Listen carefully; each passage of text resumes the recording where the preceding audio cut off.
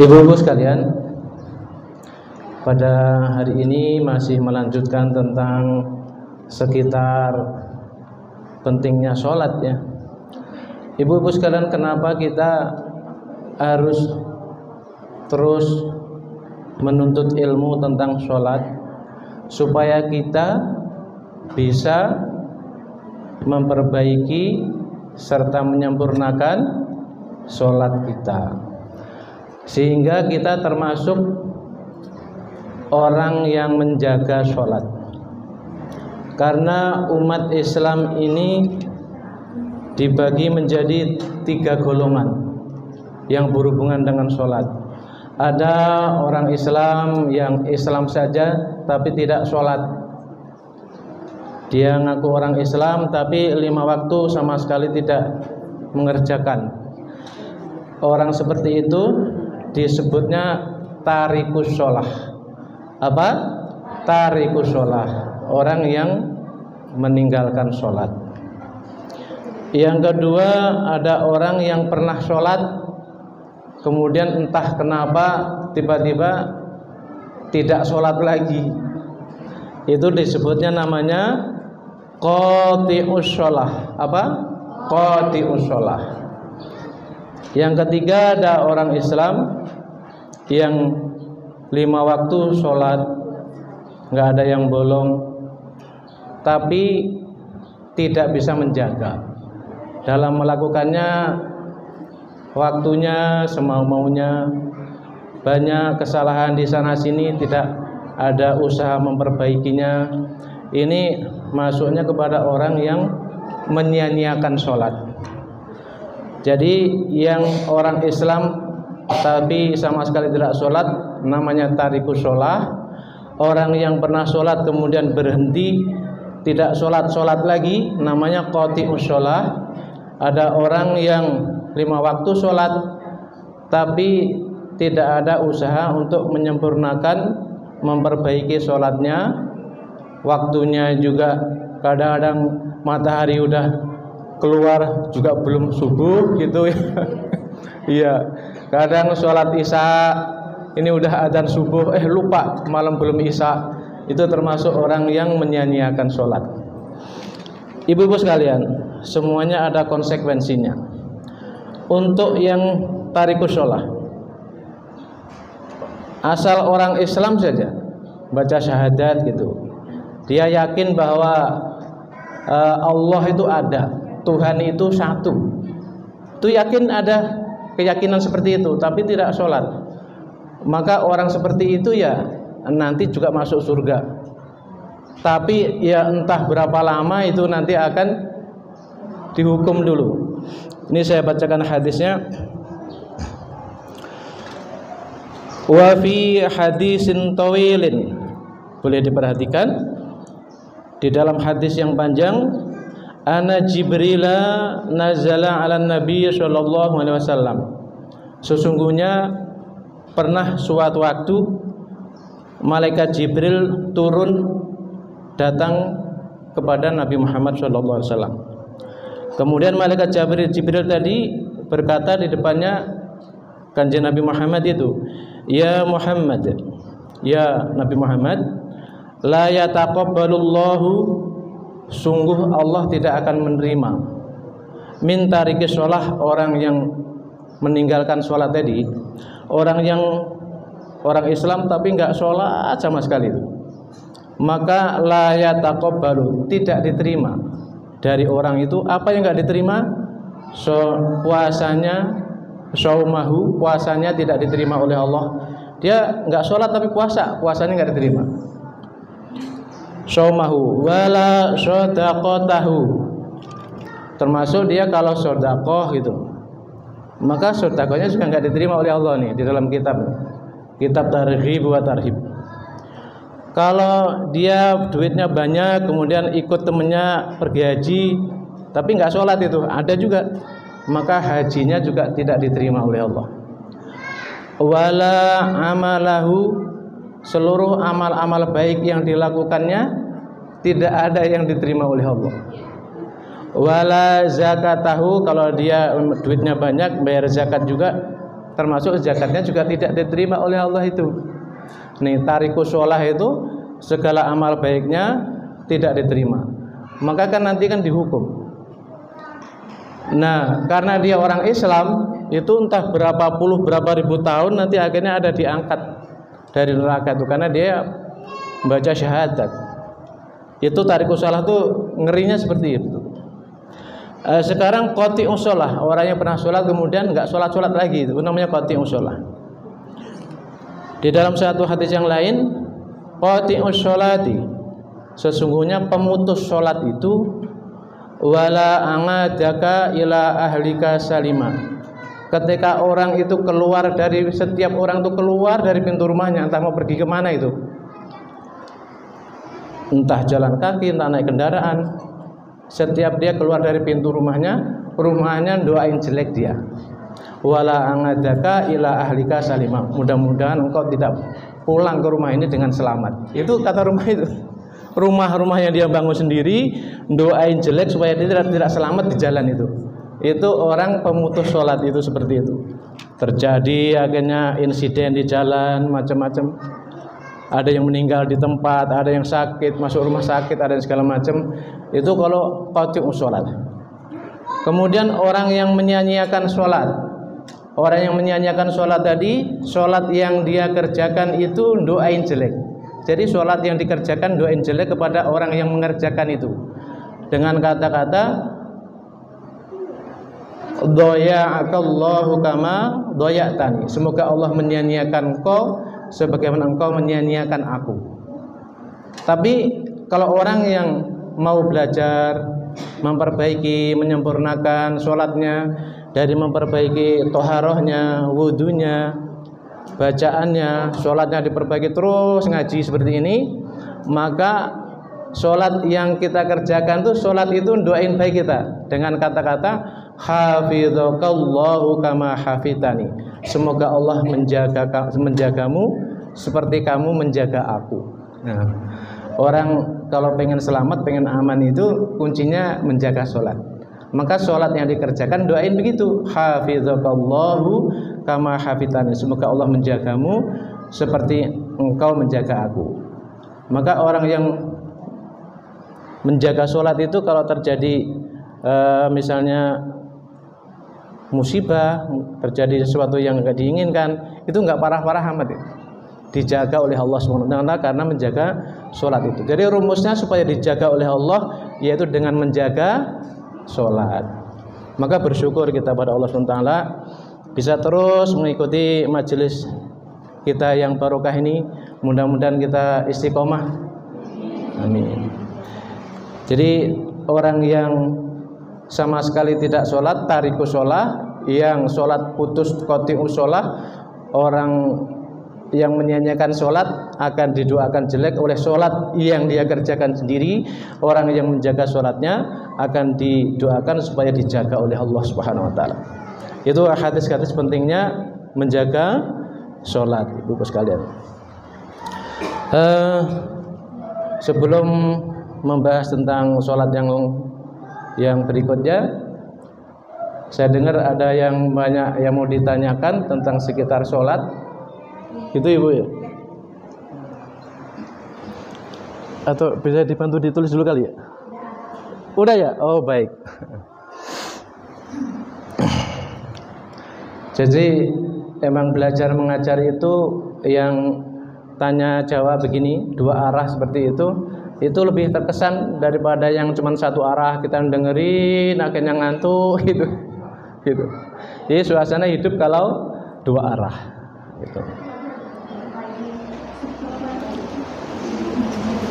Ada beberapa pertanyaan yang sudah ditampung oleh WA ya, tapi baik.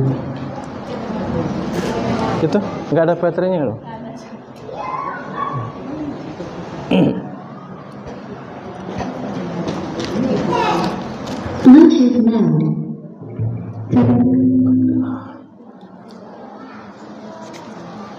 Ini ada beberapa pertanyaan ya Pak ya yang sudah ditampung melalui WA-nya di Al-Hakim. Tapi sebelum ke pertanyaan di sini, mungkin ada pertanyaan dari ibu-ibu yang di sini dulu. Ya, Boleh.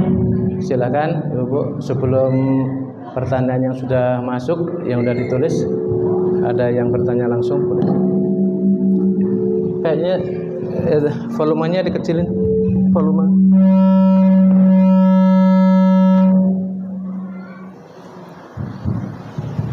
Ya,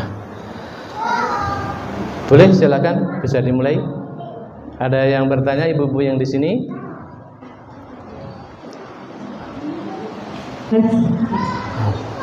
Assalamualaikum Ustaz. Waalaikumsalam warahmatullahi wabarakatuh. Mohon maaf, saya Nufus izin bertanya Ustaz. Tapi mohon maaf, saya di luar tema nih. Boleh, yang penting nggak di luar tembok. Di luar tembok itu boleh. Gini Ustaz, tetangga saya punya hewan peliharaan, ya, punya ayam. Nah, ayam ini sering sekali bermain di halaman rumah saya, bahkan membuang kotoran. Nah, kali ini ada satu ekor ayam yang bertelur dan mengerami di halaman rumah saya. Boleh nggak kalau telurnya itu saya ambil? Bagaimana hukumnya? Itu saja Ustaz. Terima kasih. Wassalamualaikum warahmatullahi wabarakatuh. Waalaikumsalam warahmatullahi wabarakatuh. Langsung dijawab? Langsung dijawab. Boleh. Jadi ada tetangganya punya peliharaan ayam. Ayam itu tadinya pas kemana-mana itu nggak berak itu, begitu di ubin kita tahu berak baik gitu ya. Kan biasanya begitu ayam tuh. Di tanah, di lapangan, di jalanan itu nggak berak tuh, begitu naik di ubin yang bersih itu berak di situ. Terus telur. Ibu-ibu sekalian, ada cerita unik itu. Imam Ghazali, kita pernah dengar Imam Ghazali. Imam Ghazali itu dia punya tetangganya itu orang Yahudi. Pada suatu pagi si orang Yahudi ini keluar rumahnya ke samping rumahnya, yang di samping rumahnya Imam Ghazali itu sedang membersihkan kotoran orang. Terus si Yahudi tadi tanya kepada Imam Ghazali, "Ya Syekh, engkau ini membersihkan apa itu?" "Saya ini membersihkan kotoran." "Loh, kotoran dari mana itu?" "Kotoran dari septic tank pembuangan kamar mandi Tuan," katanya Imam Ghazali. Masya Allah, berarti pembuangan kamar mandi saya ini bocor dan tumpah di halaman Syekh ini, katanya. "Oh iya, udah berapa lama Syekh?" "Baru 11 tahun," katanya. Jadi selama 11 tahun tuh Imam Ghazali itu membersihkan kotoran dari pembuangan dari kamar mandinya orang Yahudi itu setiap pagi itu dibersihin Imam Ghazali selama 11 tahun dan nggak bilang-bilang, nggak teriak-teriak, dibersihin aja. Akhirnya terketuk hatinya dan merasa bersalah si orang Yahudi tadi. Akhirnya di tempat itu, di waktu itu, di detik itu orang Yahudi tadi masuk Islam. 11 tahun itu diem aja dibersihin tiap pagi itu. Itu kotoran orang tuh ampar-amparan di halamannya Imam Ghazali, diem aja dibersihin aja 11 tahun itu. Jadi itu kalau mau sabar seperti itu. Sabar ada batasnya enggak, Ibu? Yang ada batasnya itu kota. Batas kota Tangerang dan Bogor ada batasnya. Kalau sabar itu enggak ada batasnya. Batas kota, batas provinsi ada. Kalau sabar itu nggak ada batasnya. Kalau kayak begitu tuh apakah rumah kita ini dipagari atau dibicarakan dengan yang punya hewan itu? Tapi biasanya orang-orang kayak begitu biasanya kurang punya perhatian, kurang punya pikiran itu. Ini jawabannya ada aja yang ngeselin kalau diingetin itu, biasanya begitu. Iya. Kalau paling aman ya kalau itu rumah kita bikinin pagar, apakah dari bambu, apakah dari batu bata, supaya ayam nggak masuk di pekarangan atau di ember kita. Kalau telur tadi telur itu telurnya ayam apa telurnya orang? Telur ayamnya orang itu tetap tidak boleh. Itu ada juga tanaman pisang atau tanaman buah-buahan yang dahannya ini menjulur ke pekarangan kita. Itu ada dua pendapat ulama, ada yang membolehkan dipetik karena menjulur ke pekarangan kita, ada yang tidak membolehkan. Itu khilafiyah di situasi seperti itu. Kalau telur ayam itu paling aman, kita menjaga jarak aman itu ya nggak usah diambil. Kita jaga jarak aman. Begitu Ibu? Baik.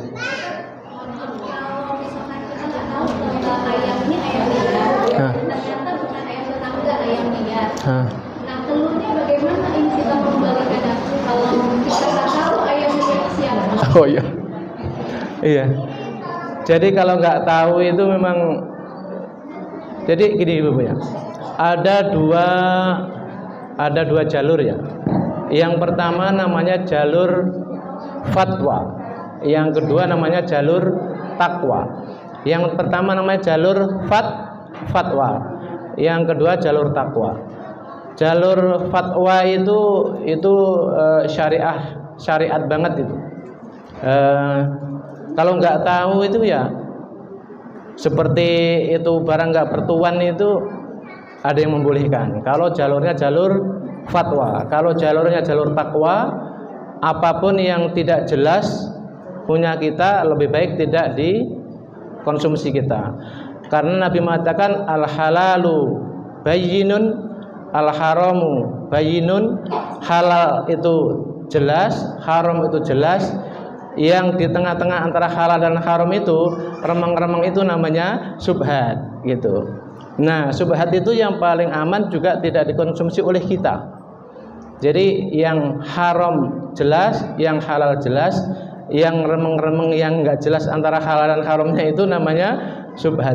Nah, yang subhat itu paling aman. Kalau jalur fatwa, jalur takwa itu paling aman juga tidak dikonsumsi. Jadi orang yang menjaga betul-betul makanan baik yang subhat, lebih-lebih yang haram, maka orang itu akan menjadi mukmin yang ibadahnya paling baik di sisi Allah Subhanahu wa taala. Karena kehati-hatiannya, kezuhudan, kewiraiannya itu nanti itu bentuk ibadah yang paling dicintai oleh Allah Subhanahu wa taala. Ibu, begitu. Begitu? Alhamdulillah. Ada lagi? Silakan. Assalamualaikum warahmatullahi wabarakatuh. Waalaikumsalam warahmatullahi wabarakatuh. Ibu siapa? Saya mau tanya, baik. Hukum beristighfar saat sholat itu gimana? Kalau misalkan boleh, kita dibacanya saat kapan? Karena kan kadang ada distraction gitu kalau kita lagi sholat ya, kita spontan istighfar gitu. Oh, iya. Itu bacanya gimana? Oh iya. Saat kapan? Iya iya. Ini juga apa? Gitu. Betul. Betul. Itu pertanyaan yang bagus. Jadi sholat itu, apakah yang namanya sholat itu? Ada pertanyaan, apakah yang disebut sholat itu? Sholat adalah beberapa gerakan dan beberapa ucapan yang diawali dengan takbiratul ihram, yang diakhiri dengan salam, dengan peraturan dan ketentuan tertentu yang sudah diatur. Nah, termasuk istighfar itu kan tidak termasuk bacaan. Bacaan sholat itu kan takbiratul ihram ya takbir, Fatihah, doa iftitah, kabira walhamdulillah katsira itu, baca Fatihah, baca surat, ruku' baca tasbih, i'tidal baca rabbana lakal hamd, sujud baca tasbih, duduk baca rabbifirli warhamni, at-tahiyat, itu semua bacaannya itu saja baku. Tidak ada bacaan istighfarnya kan? Nah, bagaimana kalau kita lagi sholat ini terkejut, kaget, kemudian refleks membaca istighfar? Ini di dalam kitab ini Kasyifatus Syajah ini ada hal-hal yang membatalkan sholat. Sebentar. Jadi termasuk berucap ya Ibu. Termasuk berucap. Berucap ucapannya ini 2 huruf. Ucapannya 2 huruf sebentar. Wa nutqi bi harfaini aw harfin mufhimin. Wa nutqi itu artinya berucap. Ingat-ingat, wa nutqi itu berucap, bi harfaini ucapannya itu 2 huruf. Huruf itu misalnya a sama ha, misalnya. Ha ma he misalnya. Itu 2 huruf. Aw harfin atau hanya 1 huruf saja misalnya. Mufhimin yang bisa dipahami ngamdan dengan sengaja. Jadi ngamdan dengan sengaja. Jadi pas lagi sholat mengucapkan ucapan, walaupun ucapan itu 2 huruf ataupun 1 huruf, yang huruf-hurufnya itu bisa dipahami. Misalnya lagi sholat ada anak atau cucunya main di depan. Pas sholat kita ngomong, sengaja itu ngamdan ya, sengaja, maka sholatnya batal. Misalnya ngamdan sengaja, maka sholatnya batal. Tapi kalau nggak sengaja, refleks tadi, baca istighfar tadi, maka itu tidak membatalkan sholat. Tapi membaca istighfar di dalam sholat itu juga tidak dianjurkan, karena di dalam bacaan sholat sudah ada bacaan tertentu tadi. Tapi ketika kita baca istighfar tidak sengaja, maka tidak membatalkan sholat. Begitu. Cukup? Alhamdulillah. Ada lagi? Silakan. Tapi kalau sengaja tadi batal ya Bu ya. Misalnya ada anak lari, cuman gitu doang itu ngamdan sengaja, maka sholatnya batal itu. Apalagi ada yang salam, assalamualaikum, lagi berdiri, waalaikumsalam, sholatnya batal itu. Kalau ada yang salam nih diem aja, karena wanutki dan berucap apakah 1 huruf ataupun 2 huruf, mufhimin yang ucapannya bisa dipahami, ngamdan dengan sengaja, maka itu menyebabkan batalnya sholat. Maka kalau ada yang salam kita lagi sholat, diemin aja.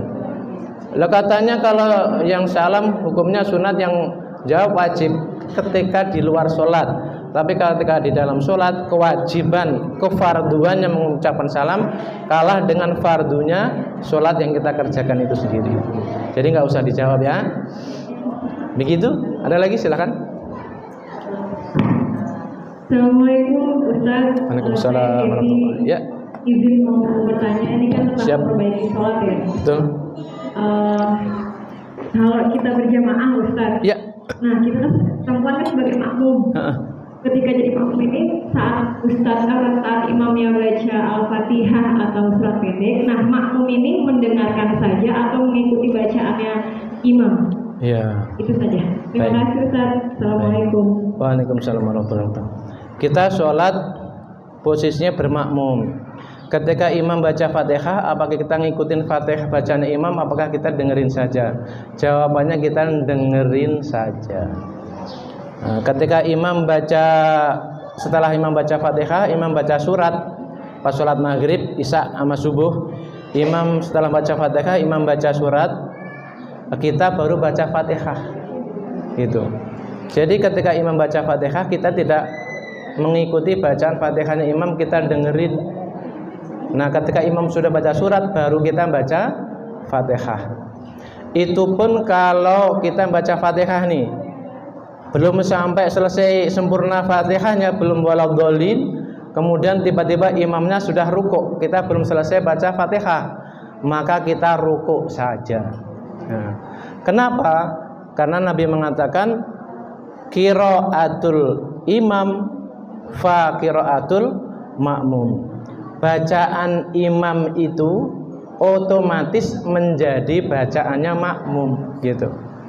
Maka kalau orang dulu kan ada yang bilang, orang tua udah aki-aki, udah nenek-nenek, sekolah SR SD aja enggak gitu, baca enggak bisa, pengen sholat gitu, bisanya cuma Fatihah doang, yang lain-lainnya baca, yang lain enggak bisa, ngapalin enggak bisa, enggak tahu huruf, enggak tahu tulisan.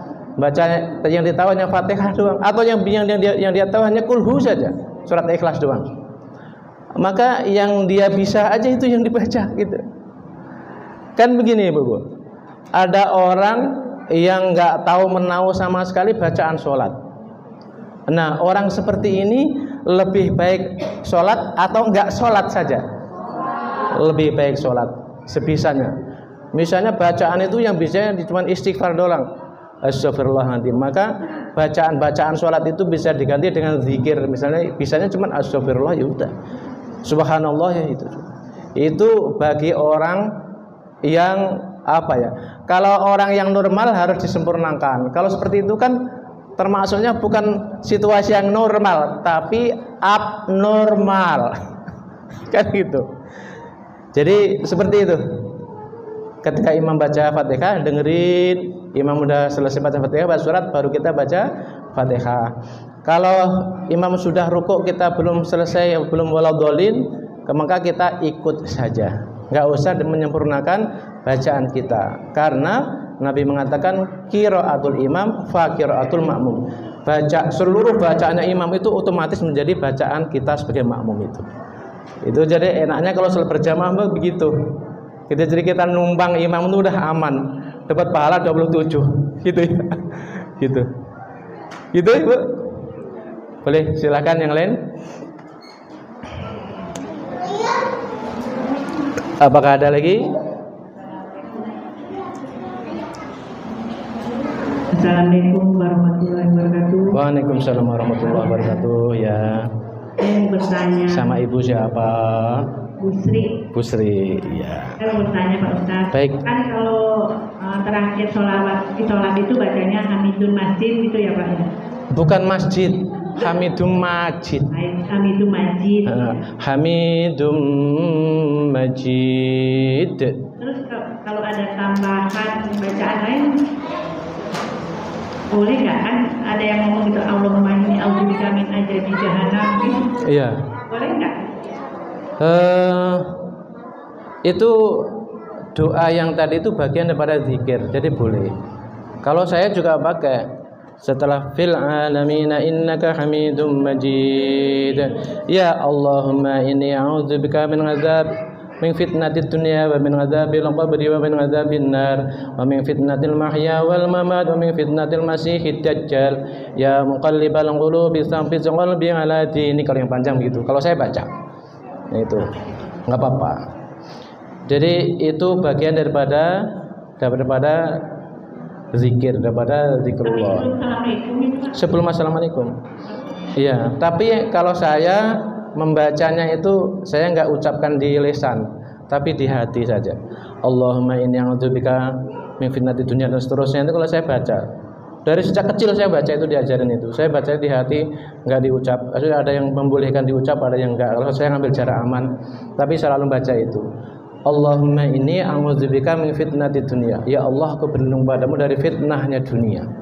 Fitnahnya dunia itu ya perkara-perkara, hal-hal yang menjadikan orang itu lalai kepada ibadah, lalai kepada akhirat, lalai kepada Allah, lalai mengikuti Nabi Muhammad. Fitnah dunia. Wa min azabil qabri, dan dari azab kubur. Karena setelah fil anamina innaka hamidum majid, sebelum salam itu termasuk sya'ah. Sya'ah ini waktu yang mustajab untuk meminta pada Allah supaya diselamatkan dari siksa kubur, dari siksa neraka, termasuk supaya diselamatkan daripada fitnahnya dajjal. Itu baru fil alamina innaka hamidum majid. Setelah itu baru salam. Kalau saya baca sejak kecil tuh baca ibu saya. Itu. Iya. Diterusin bacanya. Silakan.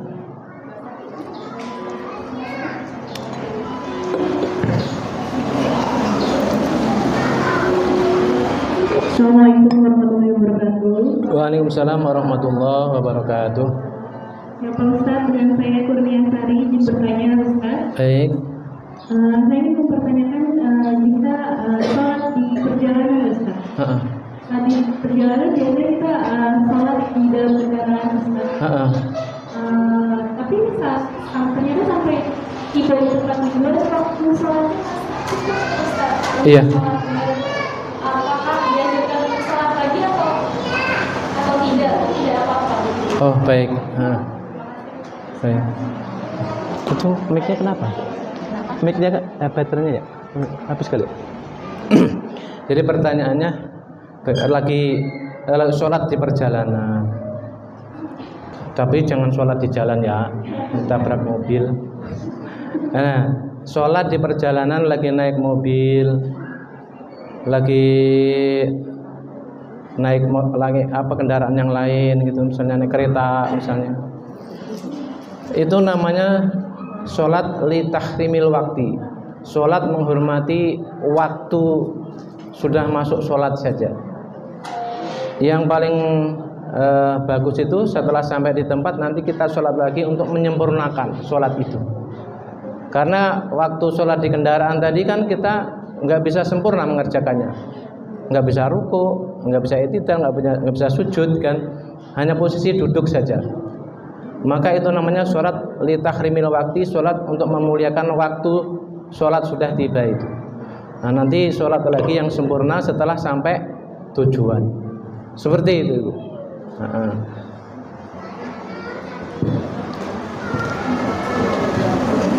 Kalau naik kapal laut itu kan ada musola, ada masjid, bisa sholat itu. Masalah menghadap itu dimaklumi kalau naik kapal laut itu. Kalau naik kendaraan mobil seperti itu ya seperti itu, karena darurat sebisa-bisanya menghadapnya juga menghadap kemana tahu, nggak ada rukuk sujud i'tidalnya. Maka nanti setelah sampai di rumah, sampai tempat, maka sholat lagi disempurnakan seperti sholat-sholat biasa. Begitu Ibu. Ada lagi? Silahkan. Baik. Kedengeran. Waalaikumsalam warahmatullahi wabarakatuh. Nyambung materi sebelumnya ya Pak ya. Iya. Kita Ibu siapa? saya Muhammad. Muhammad, baik. Jadi kan susah kita sholat nih Pak. Iya. Apalagi apa namanya kita kan sesuai yang kemarin kita saja kan. Iya. Ternyata tiba-tiba saya belum punya anak kecil Pak. Tiba-tiba kecilnya nih mau sesuatu yang mungkin berbahaya. Iya. Jadi sambil melatakin bocah. Ngeliatin ya, bukan pelototin takut anak-anak. Biar kayak dikasih peringatan gitu Pak. Iya, oh iya. Atau apa gitu. Itu bagaimana hukumnya atau mungkin solusinya seperti apa? Iya. Maka kalau anak-anak itu kalau yang kira-kira akan melakukan sesuatu yang berbahaya dan ketika kita lagi sholat itu memperhatikan anak itu tidak apa-apa. Atau kita misalnya kita lagi sholat di sawah, di kebun, kita lagi jalan-jalan ke gunung, kita sholat di alam liar seperti itu, kemudian di sebelah tempat kita sholat ada ular misalnya, ada hewan-hewan yang akan membahayakan, akan menyerang kita. Di situasi seperti itu pandangan kita memperhatikan ular itu boleh, selalu memperhatikan ular itu. Kita ngelihat ke bawah atau kita dicatek sama ular itu malah bahaya. Itu di situasi seperti itu boleh. Yang tidak boleh tadi itu apa tadi? Wa nutqi bi harfaini aw harfin, mengucapkan kata-kata walaupun satu huruf ataupun dua huruf mufhimin yang bisa dipahami ngamdan dengan sengaja yang membatalkan sholat. Kalau cuma begitu doang nggak membatalkan sholat. gitu ya Pak. Baik, silakan ada lagi. Baik. Waalaikumsalam warahmatullahi wabarakatuh. Sesuai dengan tema kita pada siang hari ini, yaitu kita akan membahas tentang permasalahan yang timbul saat sholat ya Ustaz. Ya betul. Setelah kita semakin tercerahkan nih Ustaz. Iya. Karena sholat kan setiap hari kita lakukan ya. Betul. Jadi tadi di pengurus itu ada sudah merangkum sebenarnya beberapa pertanyaan yang lewat chat. Mungkin salah satunya saya izin untuk ditanya di sini. Boleh, silakan. Tadi ada yang pertama ada kaitannya dengan yang Ustaz tadi jawabannya mungkin masih ada sambungannya. Kemudian kalau dipanggil gitu ya Ustaz ya. Iya. Boleh mengucapkan salam kan gitu ya. Tapi apakah kita punya kode-kode tertentu misalnya saat kita sholat kemudian ibu kita memanggil, apakah ada kode-kode tertentu yang dilakukan supaya yang memanggil itu tahu kita sedang sholat sehingga beliau tidak berperan tidak menunggu. Atau yang paling sering sekali adalah paket, Pak. Pengalaman pribadi. Betul, ini yang lama sekali ada ya. Iya, betul. Ketika sedang sholat, emaknya suka galau nih, Ustaz, mau jawab, mau dibatalin atau mau kalau pakai nada-nada suara kan mungkin terlalu jauh ya, Ustaz. Iya. Nah, baiknya bagaimana? Apakah dibatalkan atau menunggu sampai kita selesai, sedangkan kita barangkali khawatir zolim gitu, kita ditunggu sama seseorang di sana. Itu yang pertama, Ustaz, yang terkait dengan permasalahan di dalam sholat. Mungkin yang kedua, ini ada sekitar 100 pertanyaan. 100 itu kalau satu pertanyaan itu 25.000 itu banyak. Iya, silakan. Yang pertama, kemudian ini, Ustaz, dan ini sering juga terjadi ketika sholat itu kita seperti ingin buang angin, Ustaz, dan itu sering banget ya. Apakah pada saat setelah sholat terus kita batalin aja nih, atau kita masih bisa ditahan itu buang anginnya dan kita lanjutkan, itu hukumnya bagaimana? Mungkin satu lagi mungkin ya, Ustaz. Baik. Kalau tadi yang sedang dalam perjalanan sudah mungkin barangkali kita ingin penjelasan lebih rinci mengenai sholat sujud syahwi seperti itu. Mungkin itu dulu, Ustaz. Baik. Jadi 97-nya saya tunggu. Terima kasih, Ustaz. Assalamualaikum warahmatullahi wabarakatuh. Waalaikumsalam warahmatullahi wabarakatuh. Jadi yang pertama sholat urusannya dengan paket, mau diterusin apa dibatalin apa terusin sholatnya. Jadi ibu atau ibu panggilannya harus jawab. betul. Ibu ataupun tukang paket misalnya ya. Ini ibu ya. Ini di dalam kitab Syafinatun Najah atau Kasyifatus Syajah ini, perkara yang membatalkan sholat itu diantaranya wa taraddudi fi qat'iha. Jadi kalimatnya wa taraddudi itu artinya ragu-ragu fi qat'iha, di dalam mau diterusin apa enggak, terusin apa enggak. Kalau pas sholat kita ada perasaan terusin enggak ya, terusin enggak terusin. Jadi ragu-ragu di dalam pembatalan sholat itu langsung batal sholat kita. Maka lebih baik kita batalkan sholat kita samperin emak itu. Jadi ragu-ragu mau diterusin apa dibatalin ini sholat ini, ada angan-angan seperti itu, maka detik itu sholat kita langsung batal itu. Namanya wa taraddudi fi qat'iha. Nah, ragu-ragu mau dilanjutkan apa dibatalkan, itu harus dibatalkan saja. Ada lagi yang membatalkan sholat itu begini, wa ta'liqi qat'iha bi syai', menggantungkan pembatalan sholat karena sesuatu. Menggantungkan pembatalan sholat karena sesuatu. Misalnya kayak gitu tuh. Ini saya mau sholat, nanti kalau ibu manggil, saya akan batalin sholat kita.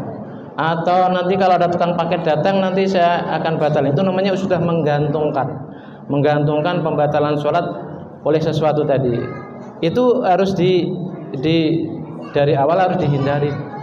Tapi ketika sholat itu tiba-tiba ada seperti itu, ada panggilan ibu atau paket, nanti kalau kita teruskan nanti paketnya keburu pergi, itu udah ragu-ragu terusin nggak, terus enggak, itu langsung batal, maka dibatalin saja.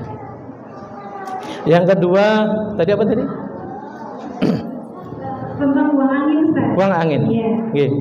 Jadi gini, sesuatu yang membatalkan sholat, urutan yang pertama itu kan bil hadas. Bil hadas itu kita lagi sholat, tahu-tahu kita buang angin, atau pas lagi sholat tahu-tahu kita merasakan datang bulan itu keluar kelar itu ya, itu sholatnya langsung batal. Tapi kalau sekedar nahan buang angin itu makruh saja, maka kalau diteruskan ya tidak apa-apa. Tapi kalau kebiasaan dan itu menjadi suatu penyakit gitu ya, maka itu tidak jadi makruh. Yang menjadi makruh menahan buang angin, menahan buang air kecil, menahan buang air besar, 3 itu. Dan itu bukan menjadi kebiasaan, maka sholatnya itu hanya makruh saja. Makruh itu apa? Makruh itu bahasa Arab, artinya tidak disukai. Jadi kita sholat, kita membawa sesuatu, merasakan sesuatu yang tidak disukai oleh Allah. Makruh itu. Tapi kalau itu tadi, kalau karena penyakit ya, maka tidak jadi makruh, nggak apa-apa, dilanjutkan saja. Begitu Ibu ya. Yang ketiga tadi apa tadi? Sujud sahwi. Sahwi itu artinya lupa. Yang menyebabkan kita sujud sahwi itu tidak membaca doa iftitah gitu ya. Tidak karena lupa, tidak melakukan at-tahiyat awal di sholat yang 3 rakaat atau 4 rakaat, tidak membaca sholawat kepada keluarganya Nabi di at-tahiyat terakhir. Di antaranya itu yang mewajibkan sujud sahwi. Sujud sahwi itu bacaannya bagaimana? Bacaan sujud sahwi itu Subhana man la yanamu wa la yashu. Subhana man la yanamu wa la yashu. Lanya panjang ya. Subhana man la yanamu wa la yashu. Jadi cara sujud sahwi itu setelah baca fil alamina innaka hamidum majid. Sebelum salam kita sujud. Sujudnya membaca itu subhana man la yanamu wa la yashu, subhana man la yanamu wa la yashu, subhana man la yanamu wa la yashu 3 kali.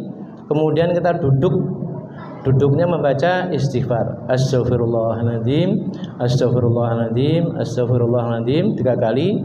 Sujud lagi subhana man la yanamu wa la yashu, subhana man la yanamu wa la yashu, subhana man la yanamu wa la yashu. Terus kita salam kanan, salam kiri. Sujud sahwi seperti itu Ibu ya. Sempurna, sholat kita selesai dengan sempurna. Pada hafal ya, bacaan sujud sahwi pada hafal. Nenek hafal nenek, mak. Kita bareng-bareng deh kalau begitu ya. Wala keren mak kita. Kita bareng-bareng dah. Bismillahirrahmanirrahim. Subhana man la yanamu wa la yashu. Subhana man la yanamu wa la yashu. Subhana man la yanamu wa la yashu. Jadi mafhum daripada arti bacaan sujud sahwi itu Maha suci Allah yang tidak tidur dan tidak lupa. Yang lupa dan tidur itu ya kita manusia. Allah itu tidak tidur dan Allah tidak lupa. Maha suci Allah yang tidak tidur dan Allah tidak lupa. Itu. Gitu Ibu ya. Ustaz, masih menyambung tentang sujud sahwi. Ini kan biasanya nih saya pelaku misalnya. Ya.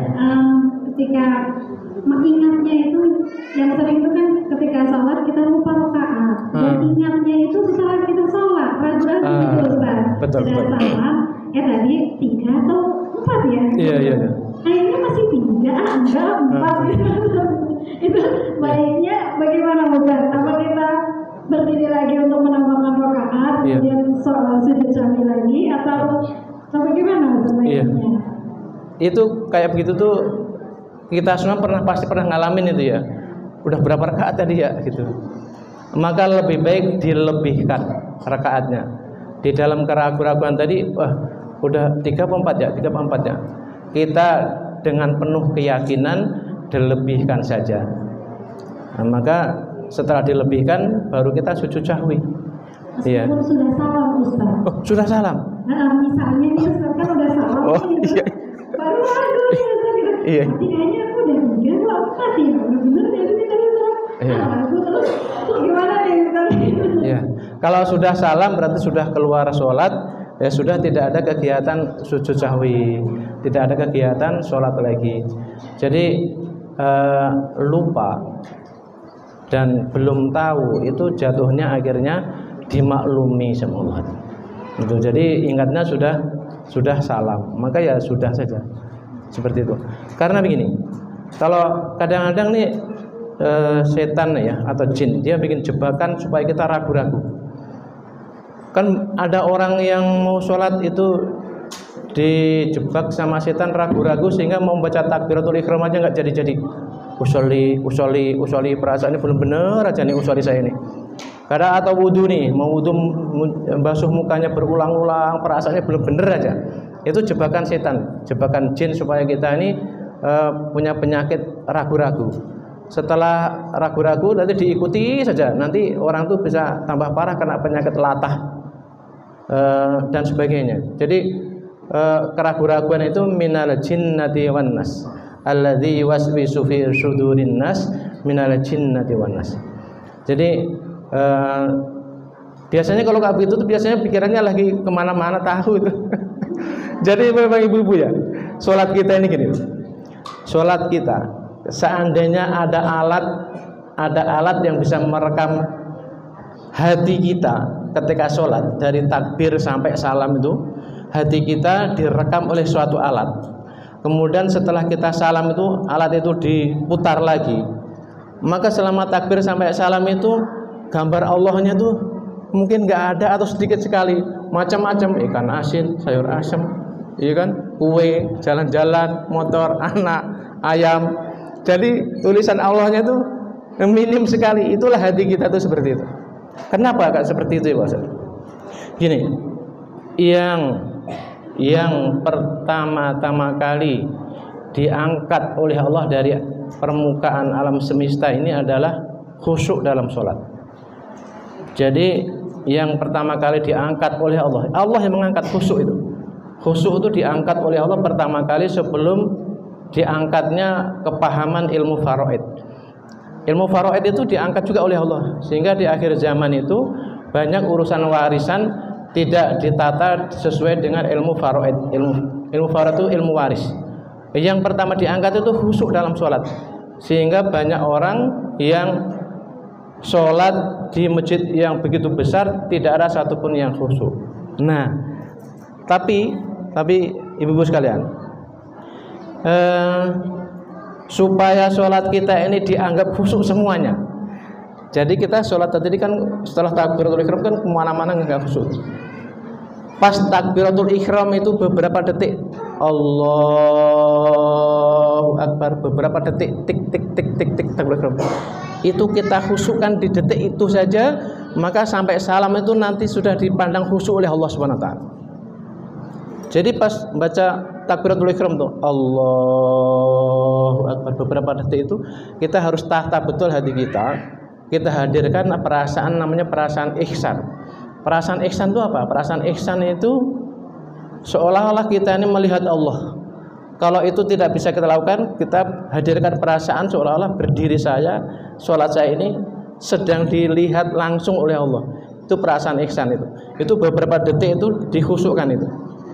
Maka setelah Allah Akbar itu nanti kemana-mana nggak khusyuk itu, maka itu nanti sepanjang sholat kita ini akan dipandang khusyuk oleh Allah karena setarnya mulai awalnya khusyuk tadi itu bentuk kemurahan Allah Subhanahu Wa Taala itu.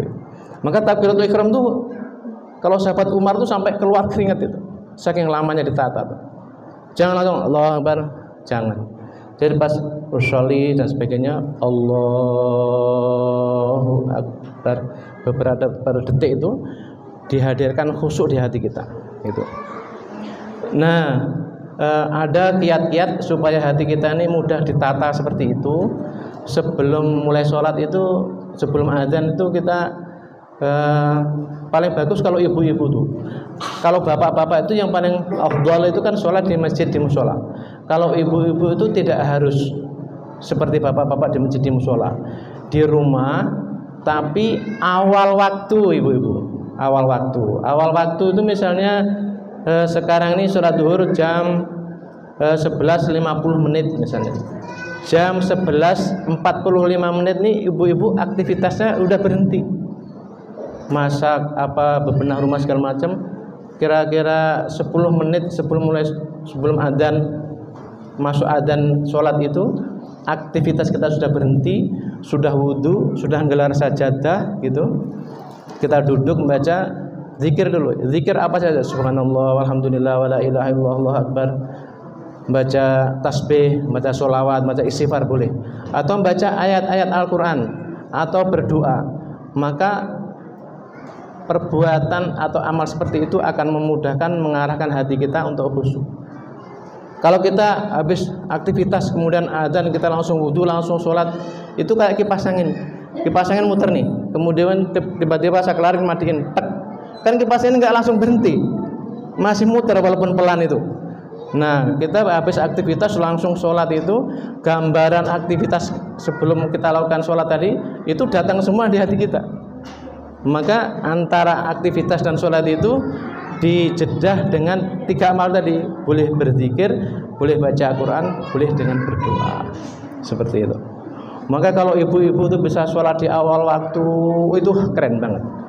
Allah cinta betul sama ibu-ibu itu. Bagian dari Rasulullah cinta betul dengan ibu-ibu. Sholat di awal waktu itu ibu-ibu. Gitu ibu ya. Nah, ada lagi silahkan.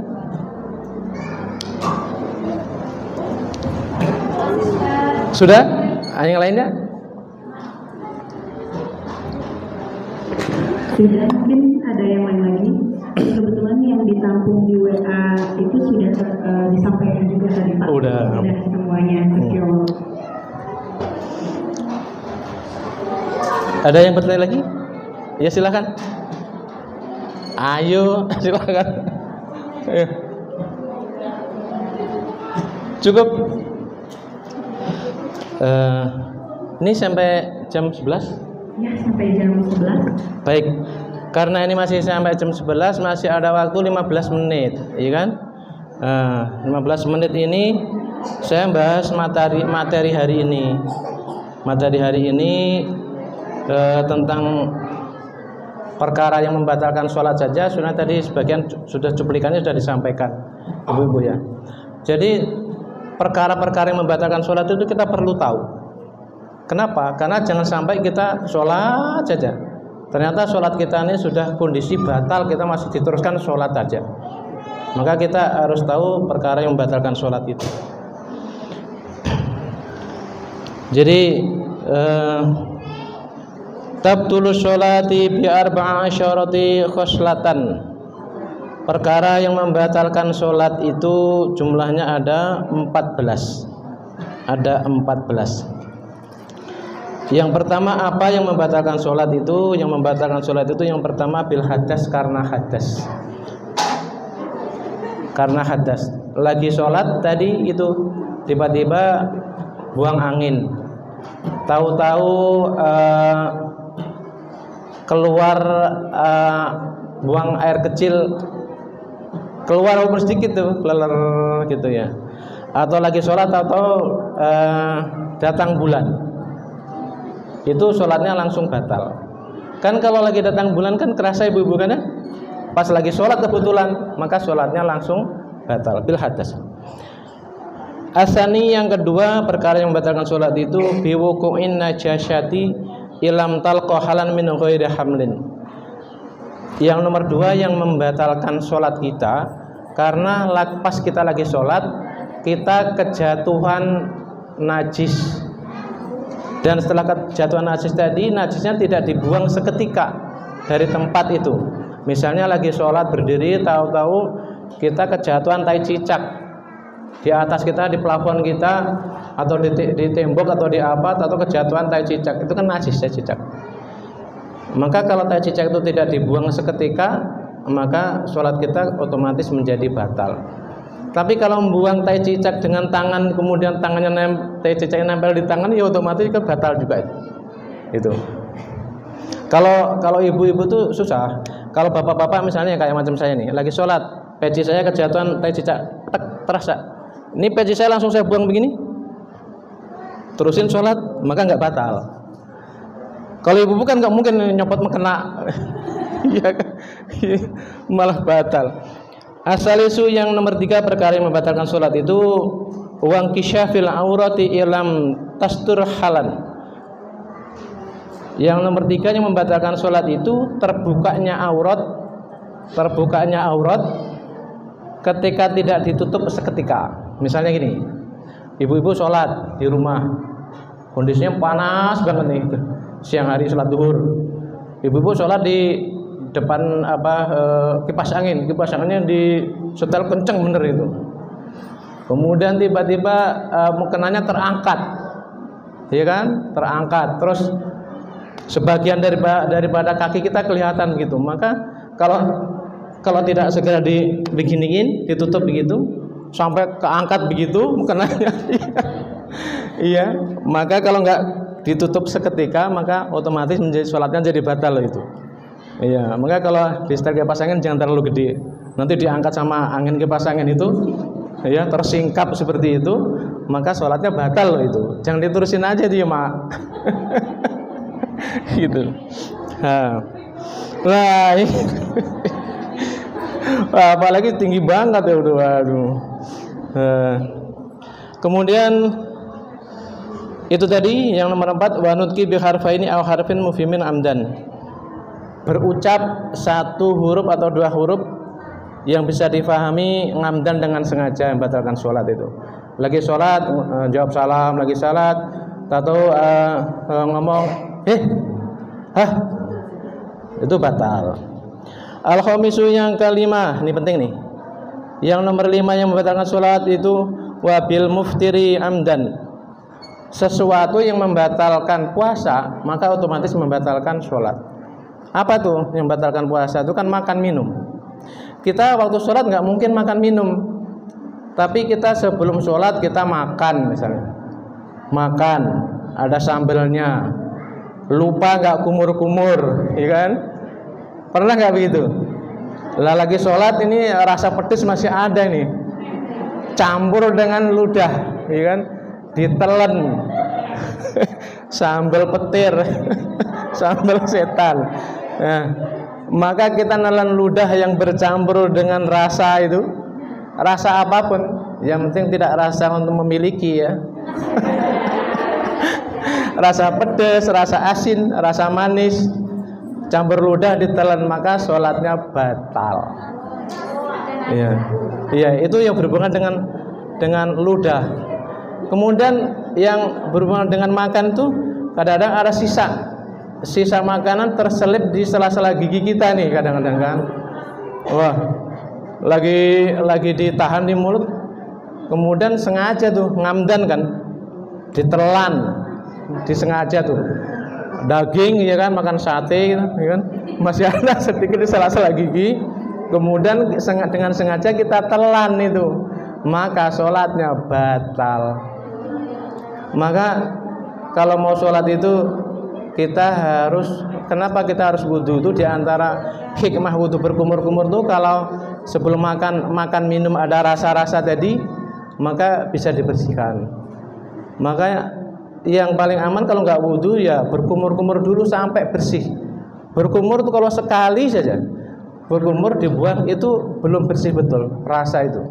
Rasa manis, rasa asin, rasa pedas itu belum hilang. Bisa 2-3 kali itu. Jadi harus dibersihkan mulut kita dari segala rasa selain rasa yang memiliki. Ya. Kemudian yang ke-6, asatijual aklil katsiri nasyan. Perkara yang membatalkan sholat adalah makan dengan jumlah yang banyak walaupun lupa lah ini. Kita sholat di samping kita ada bupet misalnya. Nah, emang namanya lupa, ya, lupa itu kan nggak ingat. Ada makanan kita makan itu, lupa lah itu. Tapi makannya jumlahnya banyak, lontong 3 biji lagi sholat ya. Lupa itu, lupa. Jadi makan banyak, walaupun lupa, maka sholatnya tetap batal. Kemudian asabiu yang ke-7 perkara yang membatalkan sholat itu wasalasi harokatin mutawaliyatin walau syahwan. Nah ini lagi sholat, anggota badannya bergerak 3 kali berturut-turut. Seperti ya udah dijelaskan dulu ya. Nah, lagi sholat, i'tidal, tangannya begini.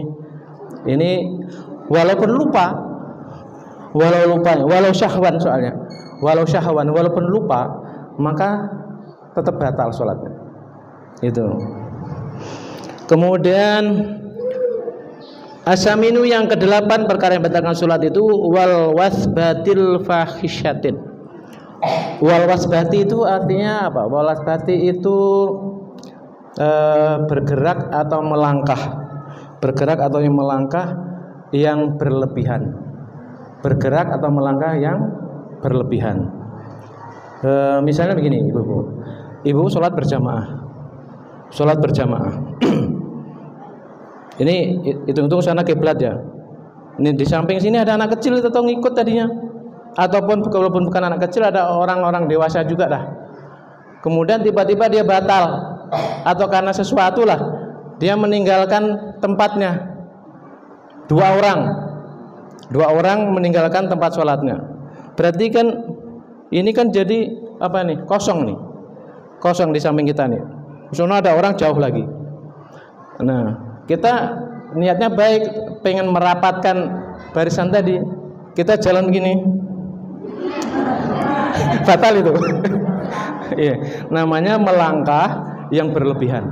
Nah, jadi kalau kita pengen merapat ngisi shaf yang kosong tadi, kita jangan kayak begini-begini jalannya. Caranya selangkah demi selangkah. Caranya begini. Kita langkah ini satu, berdiri lagi, diem, langkah lagi, udah kena arah samping kita, udah tertutup. Caranya seperti itu. Selangkah, diem, tenang, selangkah, diem, tenang. Bukan begini-begini. Sholat malah jalan-jalan. Pulang nih, ya deket pintu. Kemudian yang ke-9 perkara yang membatalkan sholat itu ad-darbatin mufridatin. Ad-darbatin itu memukul dengan amat sangat keras. Misalnya kita mau sujud nih, sujudnya begini tangannya. Nah, itu batal itu. Kalau anak-anak sering anak-anak tuh sambil main begitu. Ini ibu-ibu ngikutin juga lagi sujud tuh.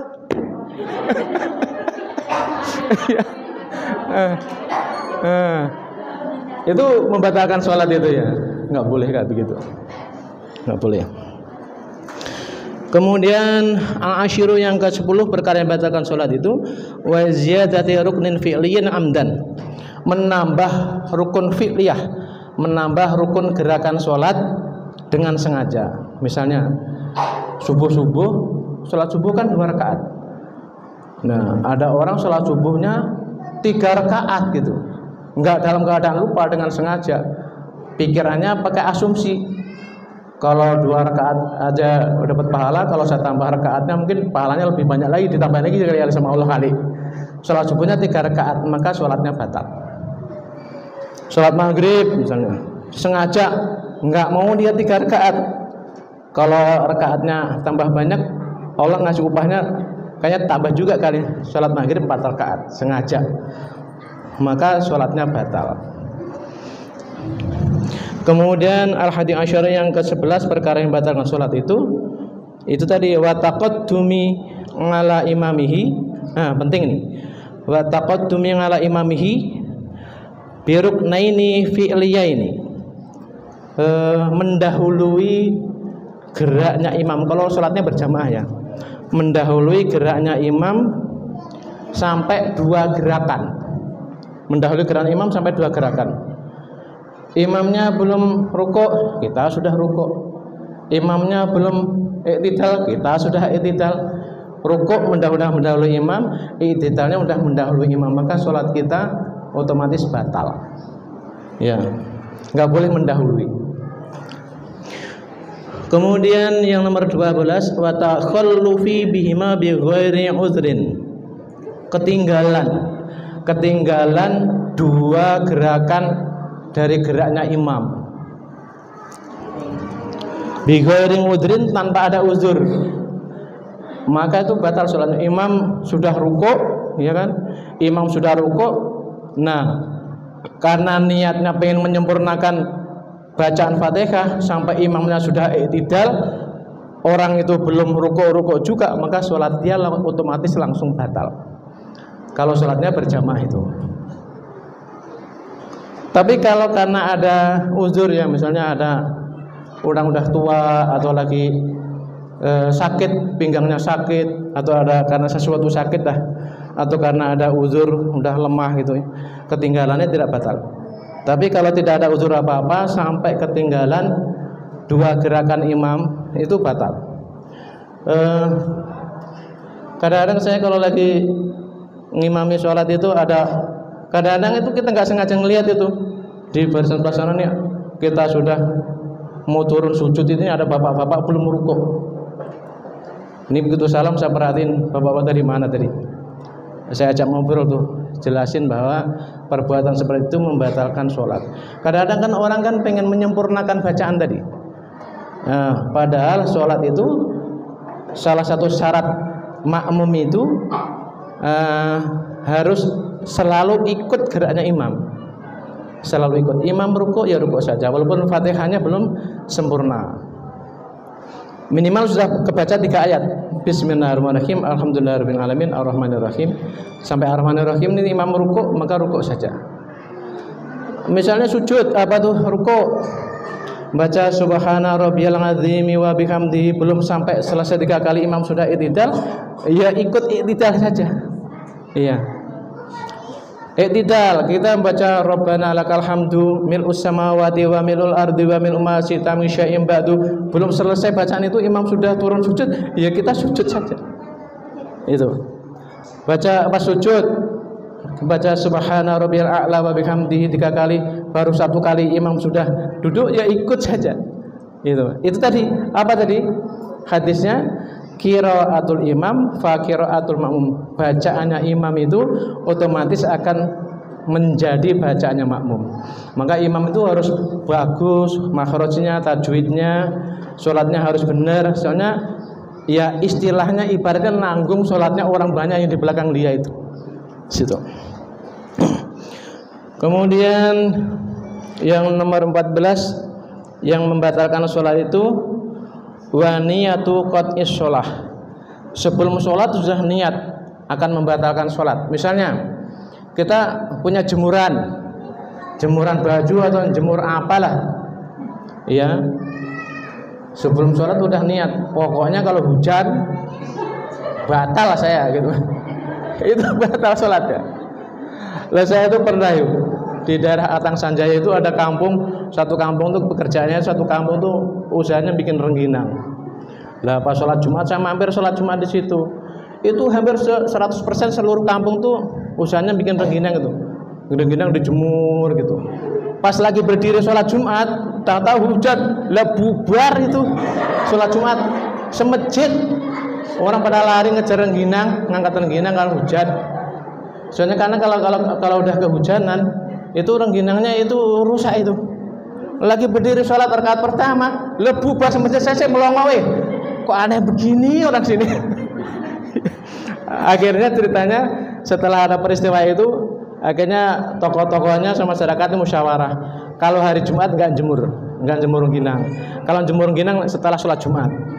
Pernah karena ada peristiwa seperti itu, lagi berdiri Jumatan bubar semejit itu. Nggak jadi Jumatan, pernah saya melongo, ini gimana cerita orang ini nggak begini amat, sholat kabur gitu. Jadi sebelum sholat lebih baik jemurannya diangkat dulu. Kalau jemur udah mendung tebel banget mau turun hujan nih, diangkat dulu baru sholat, jadi sholatnya tenang gitu. Tapi kalau udah ngancem gitu, pokoknya turun hujan gue batalin pokoknya, itu batal itu sholatnya gitu.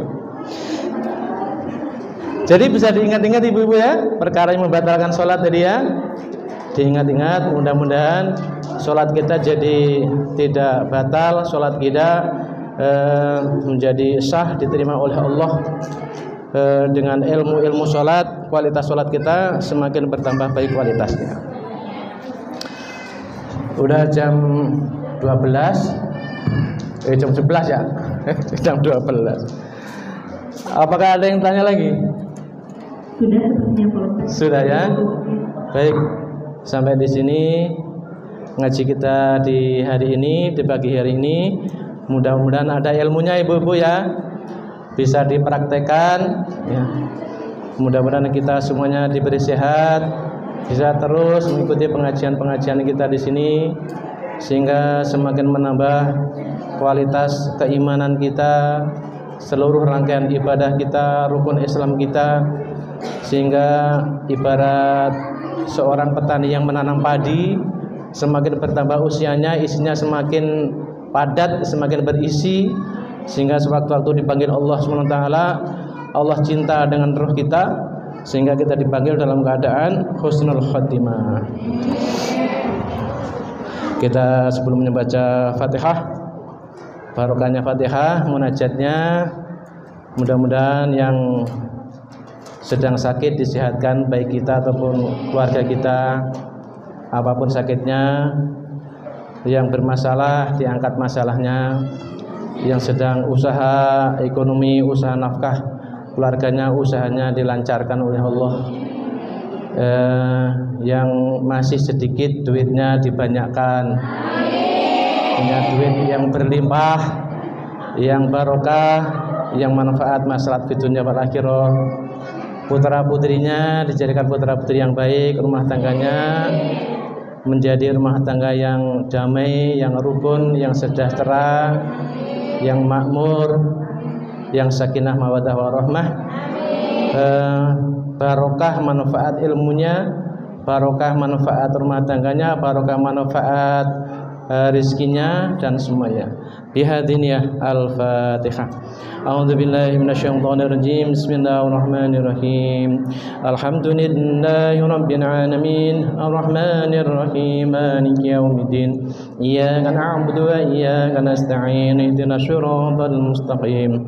Shiratal ladzina an'amta 'alaihim ghairil maghdubi 'alaihim waladdallin. Amin. Astaghfirullahaladzim, astaghfirullahaladzim, astaghfirullahaladzim. Innallaha ghafurur rahim. Allahumma shalli ala sayyidina Muhammad wa ala ali sayyidina Muhammad sayyidil awwalin wal akhirin wa sallim radhiyallahu ta'ala anhu wa rasulillahi ajma'in. Alhamdulillahi rabbil alamin. Hamdan syakirin, hamdan na'imin, hamdan dzakirin, hamdan yuafi ni'amahu yukafi mazidah. Ya rabbana lakal hamdu kama yanbaghi li jalali wajhikal karim wa 'azim sultanik. La ilaha illa anta subhanaka inni kuntu minadh dhalimin.